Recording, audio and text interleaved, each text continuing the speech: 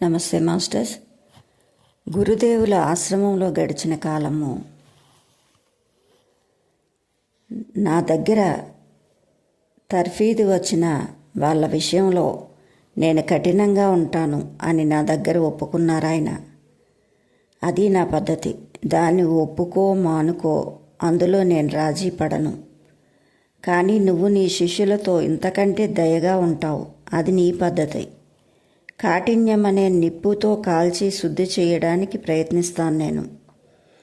ఇవి సగటు సహన శక్తికి మించి మలమలా మాడుస్తాయి.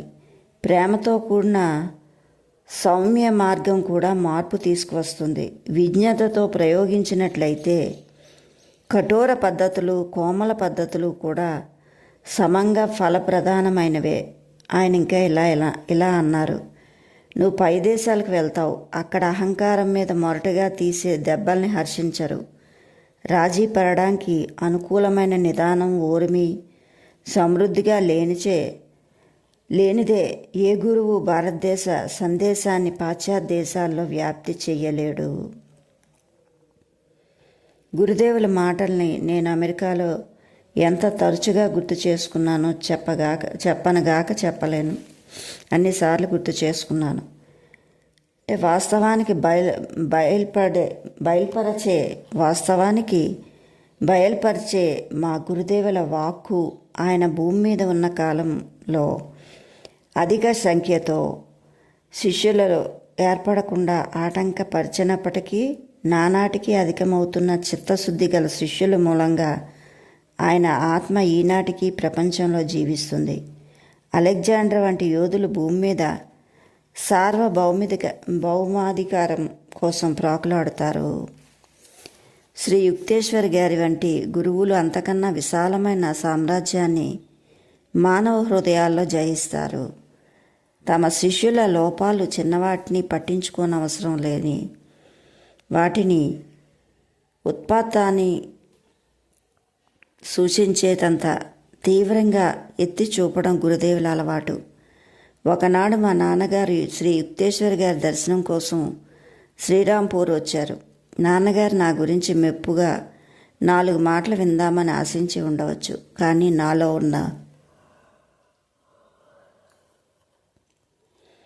నాలో ఉన్న లోపాలని వరుస పెట్టడం వినేసరికి అదిరిపోయాను. వెంటనే నా దగ్గరికి వచ్చారు. మీ గురువుగారి మాటలను బట్టి నువ్వు పూర్తిగా ధ్వంసం అయిపోయావని అనుకోవాల్సి వస్తుంది. కన్నీళ్ళకి నవ్వుకి మధ్య అవస్థలో ఉన్నాను నాన్నగారు అన్నాను.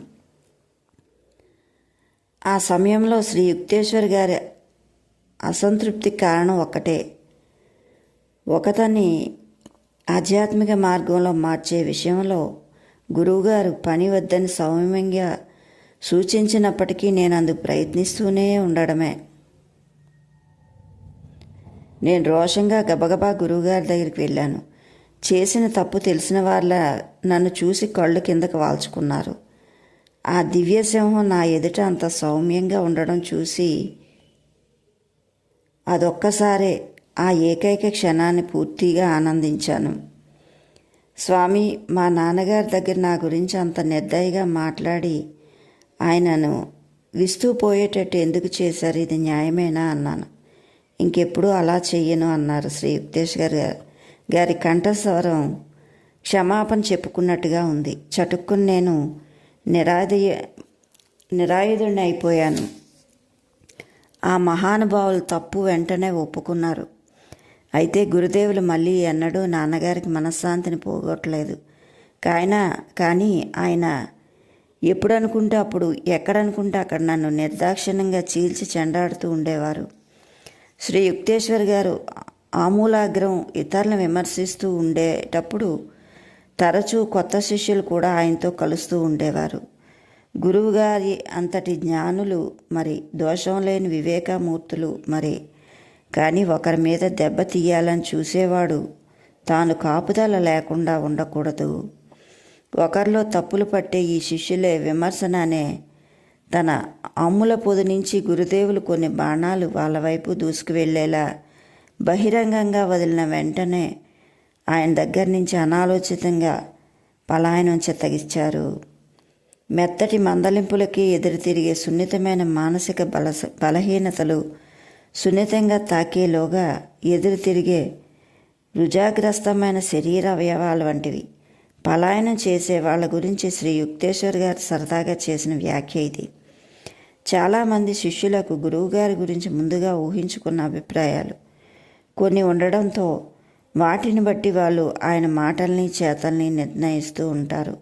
ఇటువంటి ఆ వ్యక్తులు శ్రీ యుక్తేశ్వర్ గారిని తాము అర్థం చేసుకోలేదని తరచూ ఫిర్యాదు చేస్తూ ఉంటారు. మీరు దేవుణ్ణి అర్థం చేసుకోరు అంటూ ఒక సందర్భంలో నేను మాట తిప్పికొట్టాను. ఒక సాధువు మీరు అర్థం కావడమే జరిగితే మీరే ఒక సాధువు అవుతారు. సృష్టిలో కోట్లాని కోట్ల రహస్యాలు దురవ అహంకారంగా ఉండడంతో సాధు అగాధమైన ప్రకృతి ఒక్కటి తక్షణమే అర్థం కావాలని అడగడానికి సాహసించవచ్చా? శిష్యులు వచ్చేవారు, సాధారణంగా వెళ్ళిపోయేవారు. సులువైన వారి కోసం, అంటే తక్షణ సానుభూతి కోసం, తన యోగ్యతలను ఆహ్లాదకరమైన గుర్తింపు కోసం తప్పించిపోయే వాళ్ళకి ఆశ్రమంలో అది కనిపించేది కాదు. గురుదేవులు తమ శిష్యులకు ఆశ్రయము అనేక యుగాల పాటు సంరక్షణ ఇస్తూ ఉండేవారు. కానీ చాలామంది శిష్యులు లోబుల మాదిరిగా తన అహంకారానికి తృప్తి కూడా కావాలని కోరుకునేవారు. వినయం అలవర్చుకోవడానికి బదులు జీవితంలో ఎదురయ్యే లెక్కలేనన్ని అవమానాలకే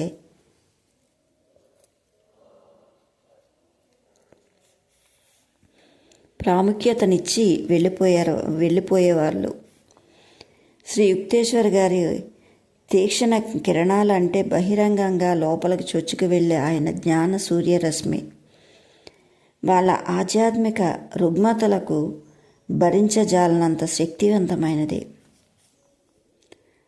వాళ్ళు తమ పొగడ్తలతో మరుగుపరుస్తూ అజ్ఞానం అనే కలత నిద్రలో ఉండనిచ్చే తక్కువ స్థాయి గురువులను చూసుకునేవారు.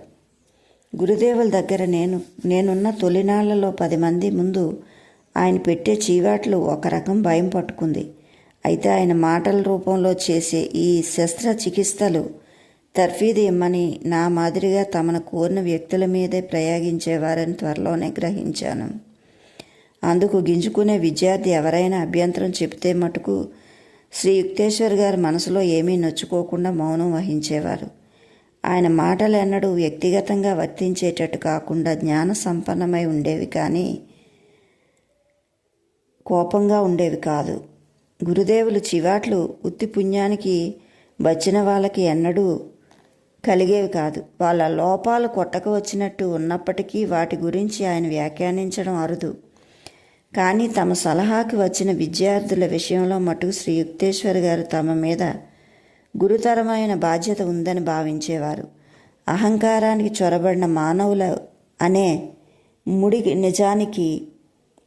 నిజానికి మార్చడానికి పూనుకున్న గురువే నిజమైన ధైర్యశాలి. సాధువు సాహసం మాయాజాలంలో ఇరుక్కొని కలవరపడే ప్రజల మీద, అంటే తడుములాడుకునే గుడ్డివాళ్ళ లాంటి ప్రాపంచిక జనాల మీద కలిగిన కరుణతో పాదుకొని ఉంటుంది.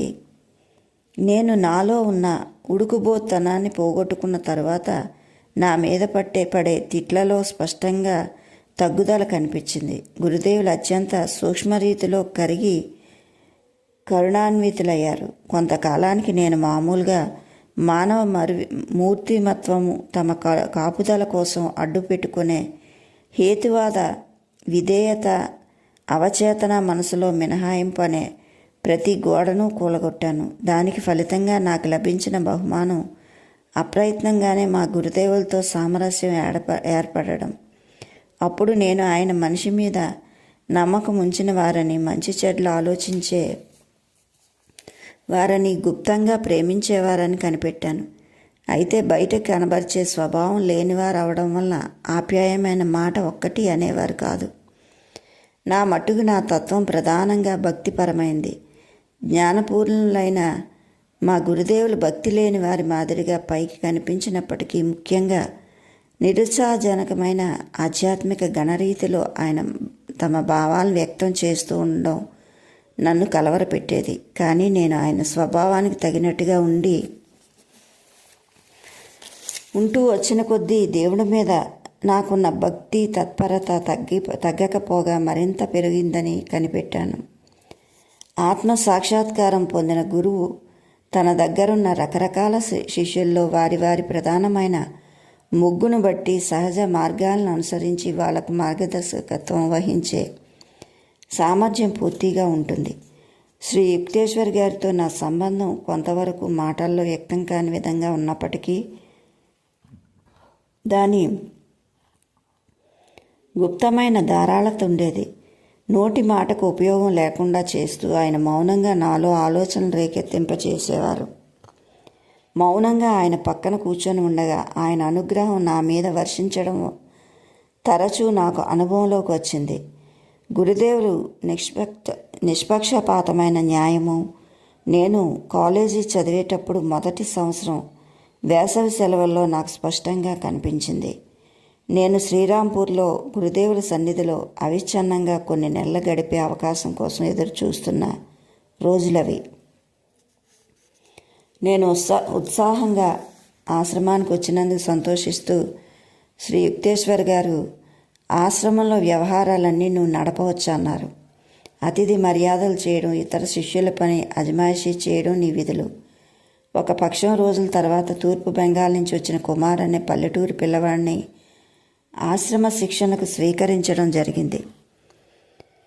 మంచి తెలివైన ఆ కుర్రవాడు త్వరలోనే గురువు అభిమానాన్ని చూరగొన్నాడు. కారణం ఏంటో ఎవరికీ అంతుపట్టలేదు. శ్రీ యుక్తేశ్వర్ గారు ఆ కొత్త శిష్యుడి విషయంలో విమర్శారహితమైన వైఖరి అవలంబించారు. ముకుంద, నీ పనులు కుమార్ని చేయనివ్వు. తడపడం, వంట చేయడం నువ్వు చెయ్యి. కొత్త కుర్రాడు వచ్చిన నెల రోజులకి గురుదేవులు నాకు ఈ ఆదేశం ఇచ్చారు.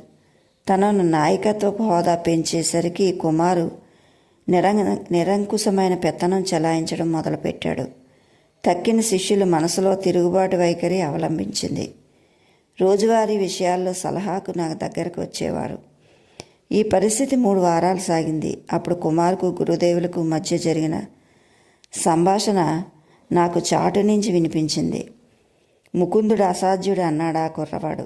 మీరు నన్ను అజమాయిషీని చేశారు. అయినా తక్కిన వాళ్ళందరూ అతని దగ్గరికే వెళ్ళి అతని మాటే వింటున్నారు అన్నాడు. అందుకే అతన్ని వంట పని, నీకు కచేరీ పని అప్పచెప్పాను. కాబట్టి యోగ్యుడైన నాయకుడికి సేవ చెయ్యాలన్న కోరికే గాని అధికారం చెలాయించాలన్న కోరిక ఉండకూడదని నువ్వు గ్రహించవచ్చు అని చెప్పారు అని పొడిగా శ్రీ యుక్తేశ్వర్ గారు చెప్పడం జరిగింది. నువ్వు ముకుందుడి స్థానం నీకు కావాలని కోరావు, కానీ యోగ్యత ద్వారా నువ్వు దాన్ని నిలుపుకోలేకపోయావు. వంటవాడికి సహాయకుడిగా నువ్వు మొదట చేసిన పనిలోనే తిరిగి వెళ్ళి అన్నారు. గర్వాన్ని అణిచే ఈ సంఘటన జరిగిన తర్వాత గురుదేవులు కుమార్ విషయంలో అకారణమైన అనురాగంతో వెనకటి వైఖరి అవలంబించారు. ఆకర్షణలోని మర్మాన్ని ఎవరు ఛేదించగలరు? మా గురుదేవులు కుమార్లో మనోహరంగా పైకి చిమ్మే ఉత్సాహ జలనిధి కనిపెట్టారు. కానీ తోటి శిష్యుల విషయంలో కనపరచడానికి మాత్రం ఆ ఉత్సాహం పెళ్ళు ఉబకదు. మరి కొత్త కుర్రాడు సహజంగా గురుదేవులకు పడినప్పటికీ నాకేమీ నిరుత్సాహం కలగలేదు. మహాపురుషులు సైతం ఉండే వ్యక్తిగతమైన విపరీత లక్షణాలు జీవన విధానంలో సంకీర్ణం చేస్తున్నాయి. నా స్వభావం చిన్న చిన్న విషయాల మీద ప్రభావితం కాదు. నేను యుక్తేశ్వర్ గారి దగ్గర పొందగోరినవి పై పొగడ్తల కన్నా గొప్ప లాభం. ఒకనాడు కుమారుడు నాతో నిష్కారణంగా విషం కక్కుతూ మాట్లాడాడు. చాలా నొచ్చుకున్నాను. నీ తల పేలిపోయినంతగా పొగరెత్తిపోయిందంటూ నేను ఒక హెచ్చరిక కూడా చేశాను. దాంట్లో సత్యం నా అంతఃకరణకు స్ఫురించింది. నువ్వు కనుక నీ పద్ధతులు మార్చుకోకపోతే ఎప్పుడో ఒకనాడు నిన్ను ఆశ్రమం నుంచి వెళ్ళిపోమని అన్నాను. కుమార్ హేళనగా నవ్వుతూ నేనన్న మాటలు అప్పుడే గదిలో అడుగుపెట్టిన గురుదేవుల దగ్గర వల్లించాడు. ఇక తిట్లు తినవలసి వస్తుంది అనుకుంటూ నేను ఒక మూల నక్కాను. ముకుందుడు చెప్పిన మాట నిజమే కావచ్చు. గురుదేవుల ఆ అబ్బాయికి ఇచ్చిన జవాబు ఎన్నడూ లేనంత నిరుత్సాహంగా ఉంది. తర్వాత 1 ఏడాది తర్వాత కుమార్ తన ఊరికి బయలుదేరి వెళ్ళిపోయాడు. గురుదేవులు మౌనంగా తెలిపిన అసమ్మతిని అతను ఉపేక్షించాడు. శ్రీ యుక్తేశ్వర్ గారు తమ శిష్యుల రాకపోకలను ఎన్నడూ అధికారం చూపించి అదుపులో పెట్టలేదు. కొద్ది నెలల్లో తిరిగి శ్రీరాంపూర్ వచ్చే నాటికి ఆ అబ్బాయిలో కొట్టకొచ్చిన మార్పు కనిపించింది. ప్రశాంతంగా కనిపించే మొహంలో రాజసం ఉట్టిపడే కుమారు లేడిక. ఉత్తర చెడ్డ అలవాట్లు చేసుకున్న మామూలు పల్లెటూరి పడుచువాడు ఒకడు మా ముందు నిలబడ్డాడు. గురుదేవులు నన్ను పిలిచారు. ఆ కుర్రవాడు ఇప్పుడు ఆశ్రమ జీవితానికి తగ్గవాడు కాడన్న యథార్థాన్ని భగ్న హృదయంతో చెబుతూ నాతో చర్చించారు. ముకుంద, రేపే ఆశ్రమం విడిచి వెళ్ళమని కుమార్కు చెప్పమని నీకు అప్పచెప్తున్నాను. నేను ఇది చేయలేను అని శ్రీ యుక్తేశ్వర్ గారి కళ్ళల్లో నీళ్ళు నిలిచాయి. కానీ వాటిని త్వరలోనే ఆపుకున్నారు. ఆ అబ్బాయి నా మాట విని ఊరు వెళ్లకుండా చెడు సాహసాలు చేయకుండా ఉంటే ఇంత అధోగతి అయిపోయేవాడు కాదు. నా రక్షణ తిరస్కరించాడు. ఇప్పుడు ఇక కఠిన ప్రపంచమే అతని గురువుగా ఉండాలి అన్నారు. కుమార్ వెళ్ళిపోవడం నాకేమీ సంతోషం కలిగించలేదు. గురుదేవుల అభిమానాన్ని సంపాదించే శక్తి గలవాడు ప్రాపంచిక ప్రలోభాలకు అంత సులువుగా ఎలా లోబడిపోయాడా అని విచారించాను. మద్యం వల్ల, మగువ వలన సుఖానుభూతి పొందడం వలన ప్రకృతి సిద్ధంగా జీవించే మనిషిలో పాదుకొని ఉన్నది. వాటిని మెచ్చుకోవడానికి సూక్ష్మ జ్ఞానం ఏమీ అక్కర్లేదు. ఇంద్రియ ప్రలోభాలు ఎప్పటికీ పచ్చగా ఉండే గన్నేరు మొక్కలాంటివి. సువాసన వెదజల్లుతూ గులాబీ వన్నె పూలు గల మొక్కలో ప్రతి భాగం విషపూరితమైనదే. స్వస్థత చేకూరే లోకం లోపలుంది. ఏ సుఖం కోసం బయట 1000 వైపుల మనం గుడ్డిగా వెతుకుతూ ఉంటామో ఆ సుఖం ఆ లోకంలో ప్రకాశిస్తూ ఉంటుంది. Okay masters, thank you. Like, share, subscribe.